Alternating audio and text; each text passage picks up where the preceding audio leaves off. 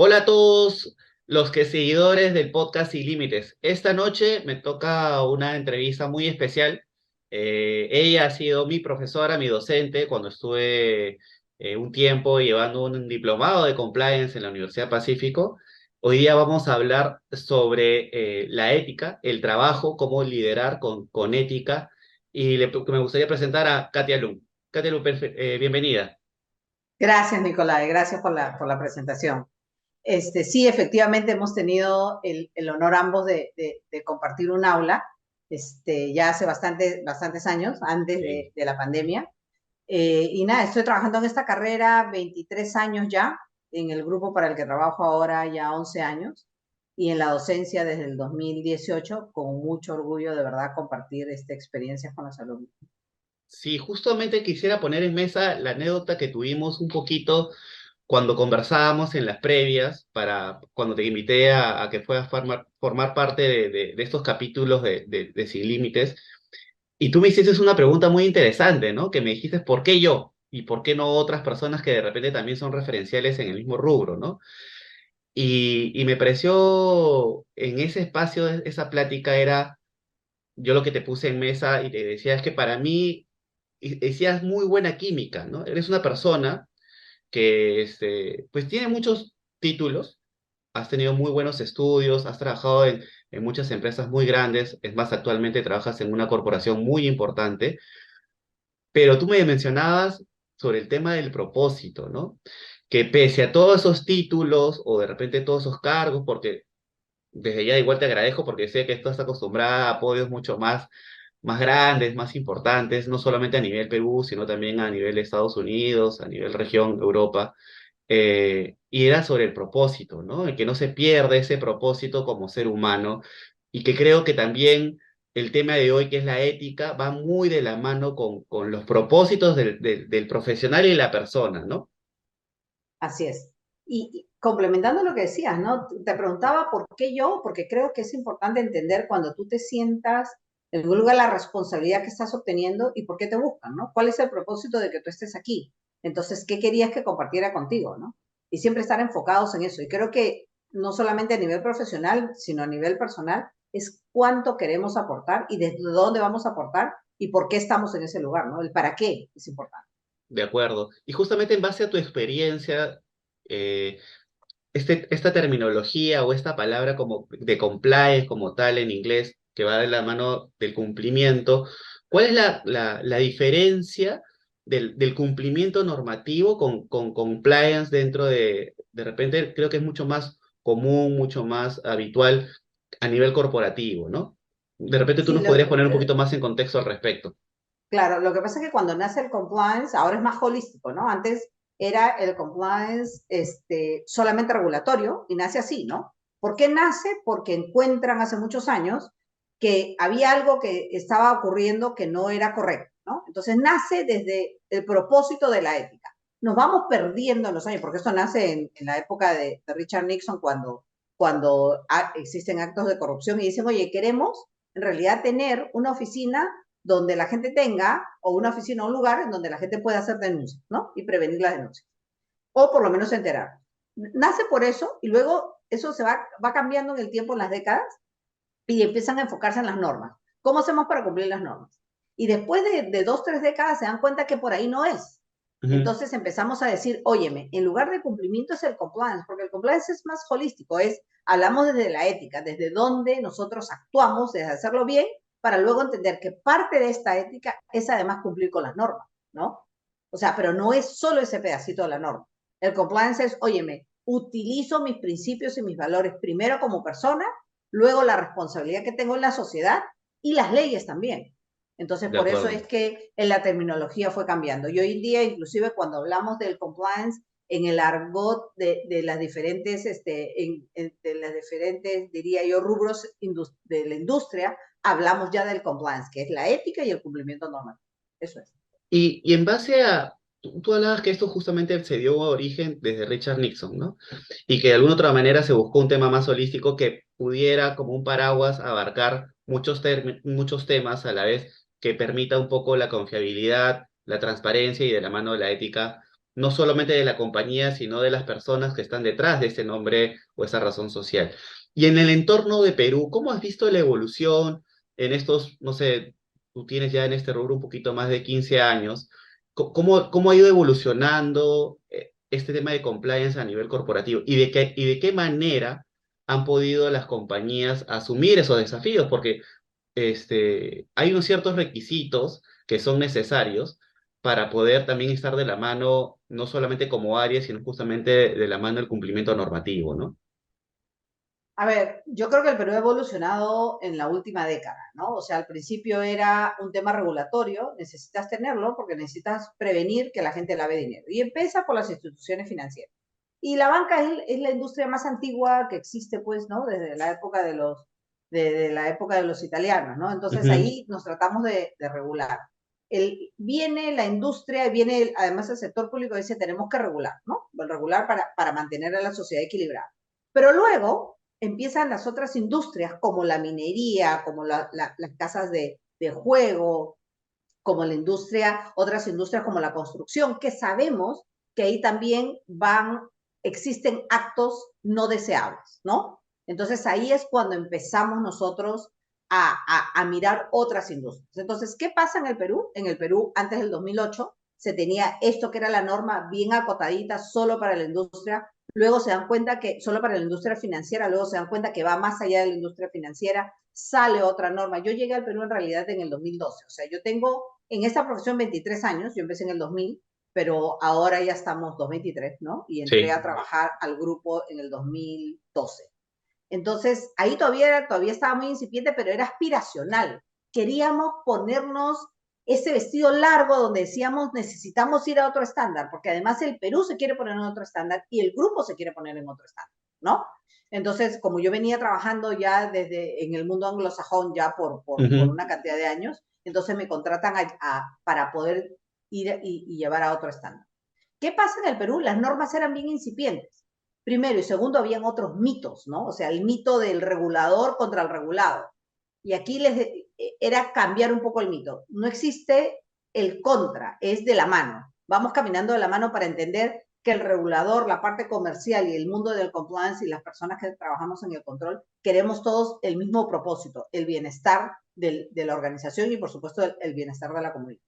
Eso empieza por ahí. Me doy cuenta cuando llego de que tenemos que ir un paso más atrás, de no es solo cumplir con la norma, va más allá de las personas que tomamos decisiones. ¿Desde dónde tomamos decisiones? Desde nuestros valores personales. ¿Y Y, eso y, qué tiene que ver con la ética? y ¿No? justamente en lo que tú mencionas, yo me quedo con tres cositas. Primero, lo que nos has narrado un poco sobre la evolución, sobre que antes era muy separado el regulador y la entidad que cumple la regulación. Eso se da, en verdad, con casi todas las compañías que se trabaja con el Estado.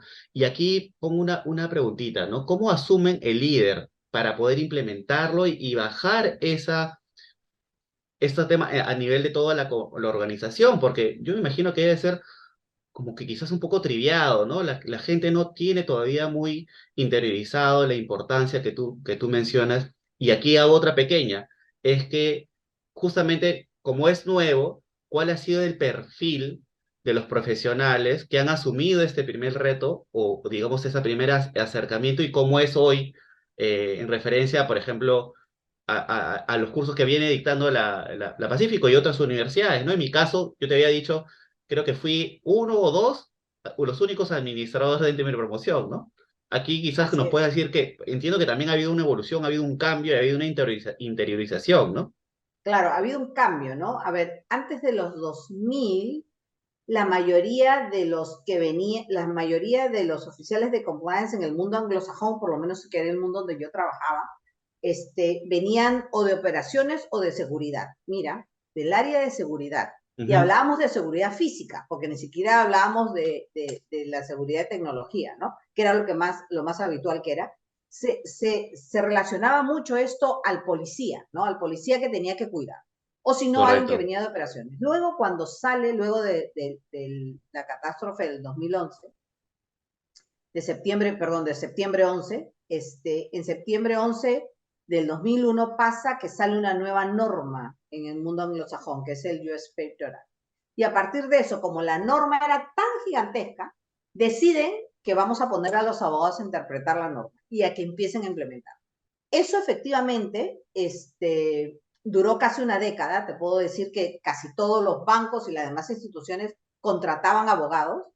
Y claro, el Perú va un poco retrasado con respecto al estándar anglosajón y el estándar europeo, pero inclusive en Europa, trabajando yo ya en un banco francés, lo que pasa es que se dan cuenta que no necesariamente el abogado puede llevar a la ejecución la interpretación de la norma, porque tú la puedes interpretar bien. El tema es cómo pones esa interpretación en el día a día del negocio.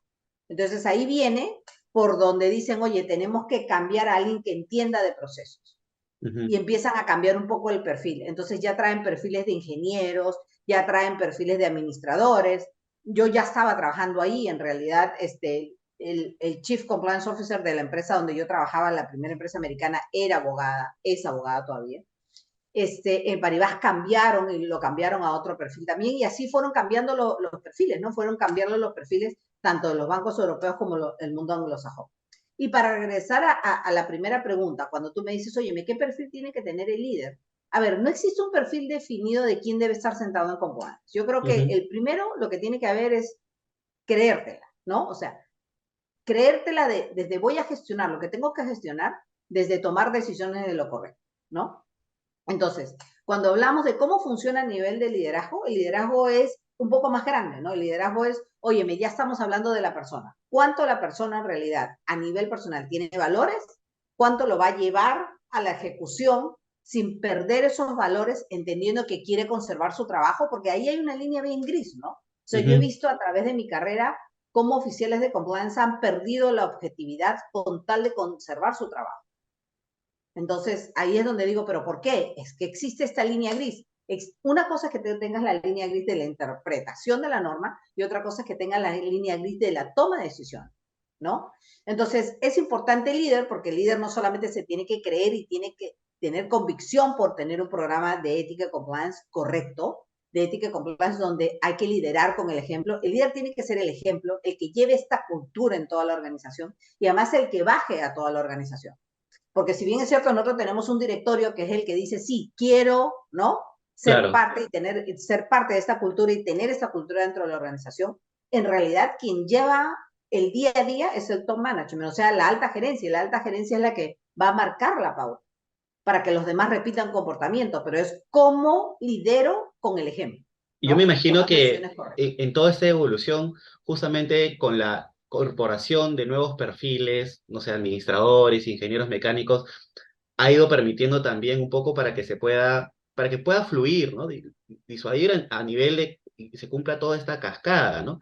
Y aquí te hago otra pequeña pregunta, porque normalmente el compliance se habla a nivel corporativo, pero entiendo que también hay acciones que uno puede tomar como compañía mediana, como compañía quizás pequeña, que ve de la mano propiamente de la ética, porque no va a ser que se diga, no, ese es un tema para las grandes compañías, y creo que no necesariamente, sino que podemos implementar ciertas pautas a nivel de compañías medianas o pequeñas que le permita darle tranquilidad y transparencia al que invierte, ya seas tú el único inversor en base a todo tu proceso, o como a otros inversionistas que pueden ser capitalistas solamente con el dinero y le da eso, ¿no? ¿Tú qué opinas? O necesariamente tienes que ser a nivel corporativo todo este proceso? No, a ver, hoy en día existe una ley de prevención que ha salido hace poco, no hace mucho en el país, creo que salió en el 2014 a partir de los casos de Odebrecht, y luego, o ya existía un año antes, y luego ahora salió una nueva ley donde te pide que implementes un programa de prevención.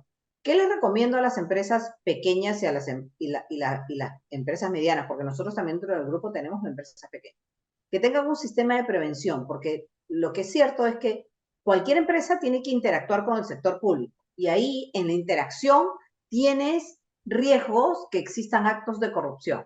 Entonces, lo que te dice la buena práctica y el estándar internacional es que desde ahí tú empieces a poner algunos controles preventivos. ¿Qué es lo que quieres prevenir? Que no es que tu ejecutivo, tu colaborador o tu gerente haga algo incorrecto, sino cómo actuar en el caso tú tengas una contraparte que te pide hacer una acción incorrecta o te pide un pago inapropiado. Entonces, desde ahí es que tienes que ponerlo. ¿Qué es lo que pasa mañana más tarde si te ves envuelto en un caso de investigación por corrupción? Es que tu programa de prevención o tu programa de compliance va a ser un mecanismo de defensa. Si bien es cierto, no te exime de no encontrarte culpable, es uno de los mitigantes para decir efectivamente, yo estoy peleando contra la corrupción. Y ahí entonces el juicio va contra la persona, porque acuérdate que al final es la persona la que toma la decisión incorrecta. Claro, Pero si la correcto. organización como organización culturalmente se compromete a tener un programa de ética y compliance, un programa de prevención, entonces la persona jurídica o empresa se ve exenta de esto y con quien en realidad quien tienen que evaluar o investigar es a la persona natural que tiene presunción de haber hecho un acto de corrupción.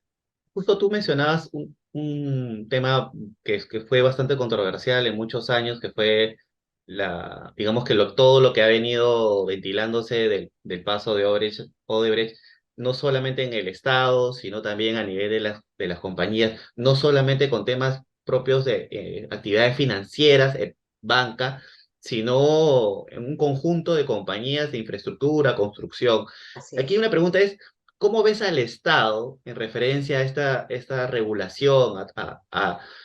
¿Cómo ves si se está resguardando y qué tipo de cambios has podido observar desde tu vitrina? Porque entiendo que tú no necesariamente estás con el Estado, sino que tu entidad, tu trabajo es propiamente privado, pero también me imagino que dentro de Interactuamos con el colegas, Estado, ¿eh? así es. Sí, Sí, correcto, pero no eres propio del Estado.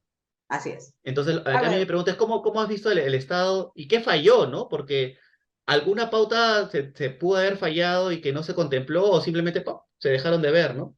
¿Tú qué opinas al bueno, el respecto? caso de Odebrecht es un caso de estudio por muchos años. Esto era como voz populi que la gente no lo ponía en la mesa. Creo que hoy en día ya existe una presión internacional. Creo que el Estado tiene la voluntad de regular, ¿ya? O sea, Ujú. si tú me preguntas, yo creo que existe voluntad de regular, voluntad además de ser parte de las organizaciones internacionales. Lo que pasa es que también tiene que tener capacidad de evaluación, ¿no?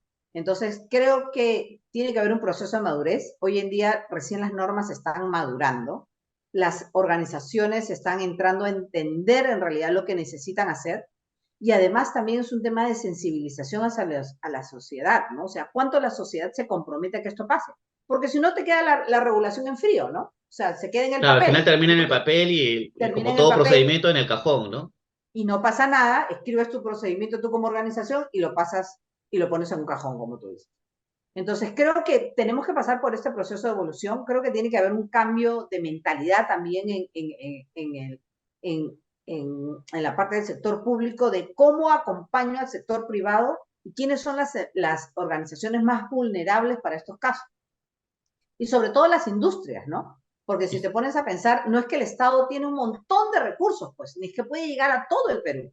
Entonces, creo que tendrían que escoger bajo qué industrias, en qué industrias ven Más más riesgo, riesgo, quizás, claro, correcto. más riesgo, hacer una evaluación de riesgo y además por dónde tendrían que ir, porque al final las empresas grandes se autorregulan y se autorregulan porque interactúan con empresas del exterior y las empresas internacionales te obligan a tener un estándar. Entonces, en Correcto. esta obligación del estándar, claro, en esta obligación del estándar, hace que tú te autorregules, ¿no? Entonces, ya hace que te comportes bien porque si no, no se juntan contigo, pues no quieren hacer negocios contigo. Entonces, lo que tendrían que entender es, después de estas grandes corporaciones, ¿quién más viene en la cadena de valor? En donde en esta cadena va a haber, ¿no? Organizaciones donde van a ser más vulnerables unas que otras. Sobre todo aquellos Ujú. que tienen que interactuar con permisos, que hacen ¿cómo se llama? Negocios con el Estado, que le ofrecen servicios al Estado, sobre todo esas empresas. Aquí yo creo que cae una preguntita de Maduro, ¿no? Porque hemos hablado en toda esta conversación bastante a nivel corporativo, de la importancia del rol del líder, la importancia de expandir o descentralizar quizás un poco el perfil del profesional que asuma ese reto, ese rol.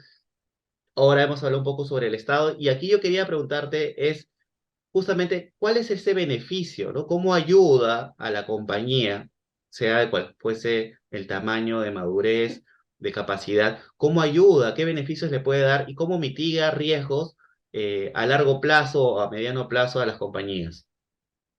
A ver, yo creo que la hace la empresa más sostenible en el tiempo, ¿no? O sea, a ver, creo que el tener un programa de ética, un código de ética, tan simple como eso, el tener un código de ética chiquito te permite que si viene alguna otra contraparte, ya sea del Estado, ya sea privado, ya sea quien sea, y te pide hacer algo incorrecto, tú tienes un mecanismo de defensa en donde le dicen, lo que me estás pidiendo, mi código de ética lo prohíbe.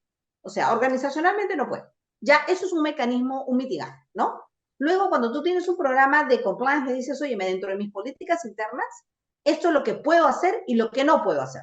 Entonces, las organizaciones pequeñas y las organizaciones grandes tienen ya un mecanismo de defensa. ¿Sí me entiendes? Sí, Entonces, creo correcto. que pueden ser más sostenibles en el tiempo. Y por último, lo que siempre les digo, el tener un programa de estos, lo que hace es que te vuelve más competitivo. Si yo tuviera que escoger una empresa mediana que me va a dar servicio, vamos a poner un ejemplo, servicio de consultoría sobre, a ver, sobre cómo construir canales de regadío. Y tú dices, oye, yo tengo una empresa de tamaño pequeña, consultoría, canales de regadío, que en realidad pasa por el Estado, y esta empresa sí tiene un programa de ética y compliance, la otra no la tiene, ¿por qué irías?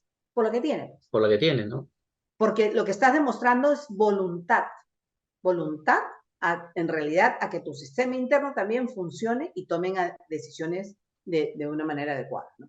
Claro, al final lo que también te permite es generar confianza, ¿no? Tú mencionas la sostenibilidad, pero esa confianza hacia tus clientes, hacia los mismos pares, ¿no? Porque puede ser hasta tipo modelo a seguir, y al final esto lo que te permite es crecimiento, o sea, como que natural, ¿no? Porque al Así es. final todo este proceso, si uno lo sabe interiorizar y se lo sabe bajar de repente de la cultura, ya no se ve como una burocracia, ¿no? Que eso que de repente también eso se ve muchísimo en las empresas, ¿no? Como que esto es no te permite ser digerible, pero es todo lo contrario, ¿verdad? Tú que tienes experiencia en esto, ¿cuáles han sido los retos más principales que tú has podido ver a la hora de implementar un proceso como tal? A ver, creo que el reto más importante es entender por qué lo haces, para qué lo haces, ¿no? Lo haces para lucir bien, lo haces en realidad porque quieres crecer, lo haces porque quieres cuidar la reputación de la organización. ¿Qué valor le añade? Entonces creo que uno de los desafíos más grandes es hacerlo por convicción, desde cómo llevas esto a la alta dirección a decirles, oye, lo vamos a hacer no porque hay una norma que me lo está pidiendo o porque es un mecanismo de defensa. Lo quiero hacer por convicción, porque la empresa se quiere portar bien, tiene colaboradores que se quieren portar bien y además quieren tomar decisiones con él. Y queremos que esta organización hoy día que está en estado, no sé, pues en nivel 3 pase a nivel 6. Entonces creo que esa ruta de sensibilización es la más difícil, porque tú se la puedes obligar, pero la obligación llega un momento en que es gris, porque lo haces por temor. El día que ya no existe ese temor, se va el cumplimiento. Ya, se me olvidó cómo antes. Pero si lo haces por convicción, no hay manera, ¿me entiendes? Porque ya lo Ujú. tienes parte, ya es parte de tu ADN.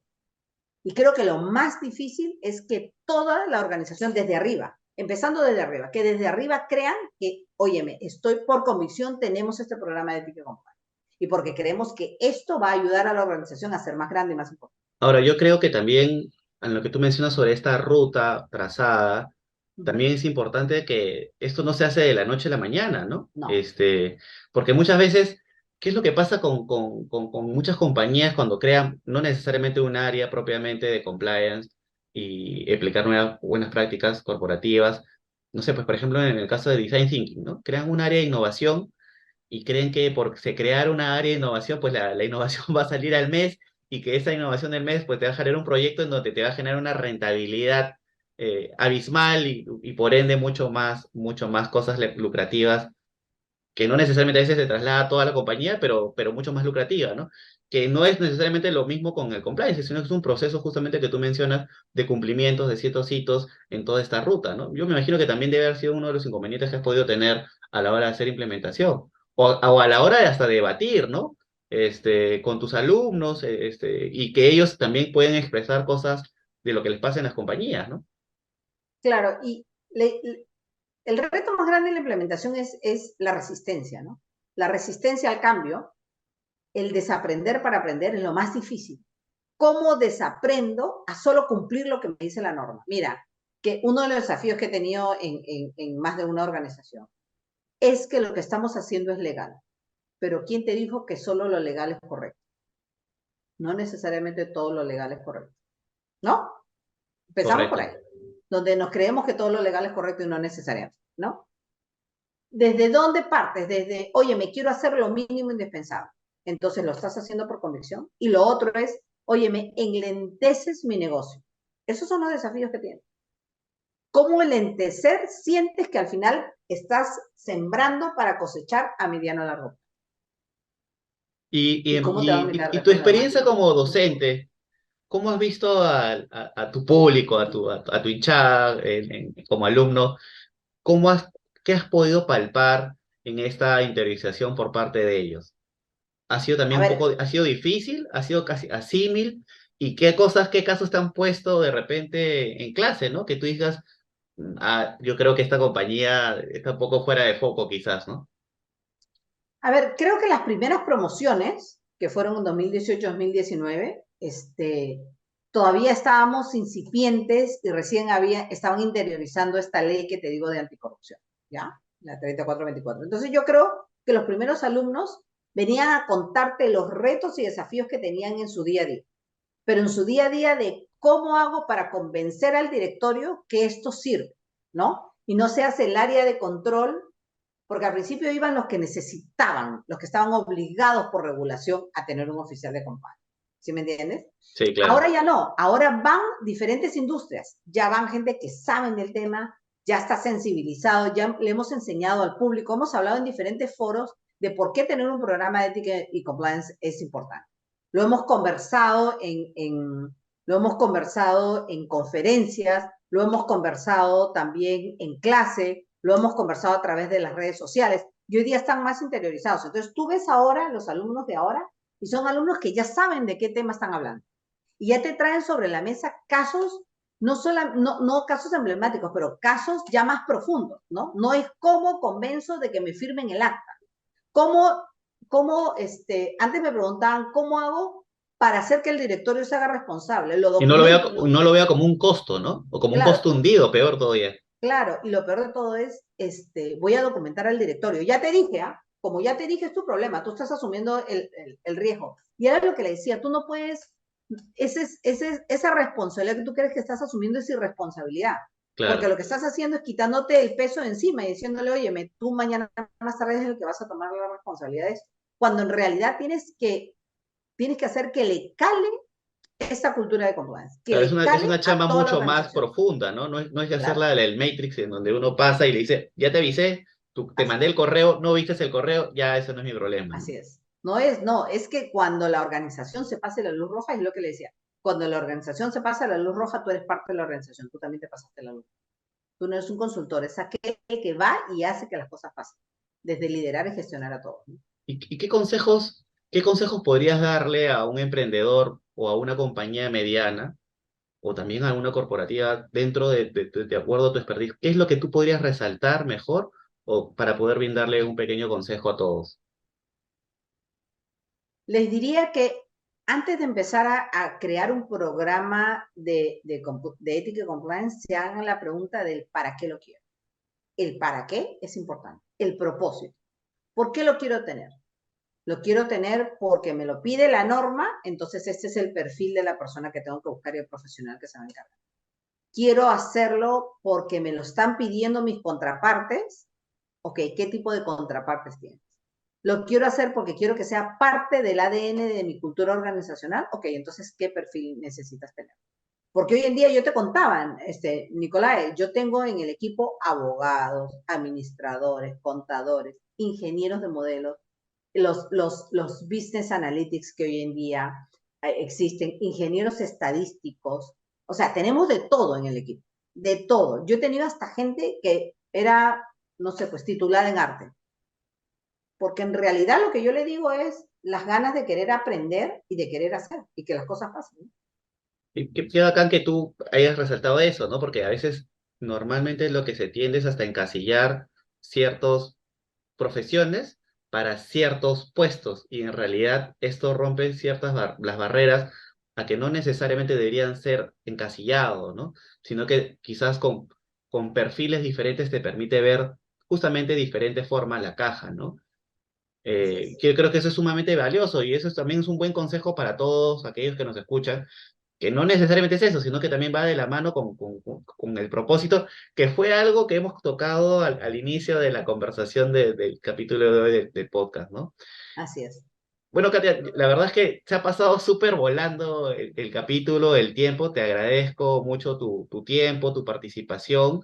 No sé si quisieras acotar o agregar algún otro tipo de comentario. Darte las gracias, Nicolás, en realidad por haberme elegido, como te dije en la primera pregunta, ¿por qué yo?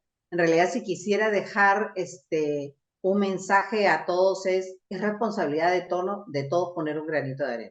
Si queremos realmente que evolucione en el país, todos somos responsables. No podemos darle la responsabilidad al Estado, no podemos darle la responsabilidad solo a las grandes organizaciones, no podemos darle solamente la responsabilidad a un sector. Todos, todos tenemos que ser parte de él si queremos que en realidad esto evolucione. Muchas gracias, Katia, y agradezco a todos los que me están escuchando. Les pido que por favor me regalen un like, que puedan compartir, que sean parte de esta descentralización de conocimiento y sobre todo compartir conocimiento de gestión empresarial que nos va a ayudar siempre a todos, al emprendedor, al ama de casa, al papá de casa. Así que por favor, ayúdame a compartir y sé parte de esta descentralización. Muchísimas gracias, Katia, y chao, chao a todos. Gracias, Gracias. Nicolás. Chao, Gracias a chao. todos.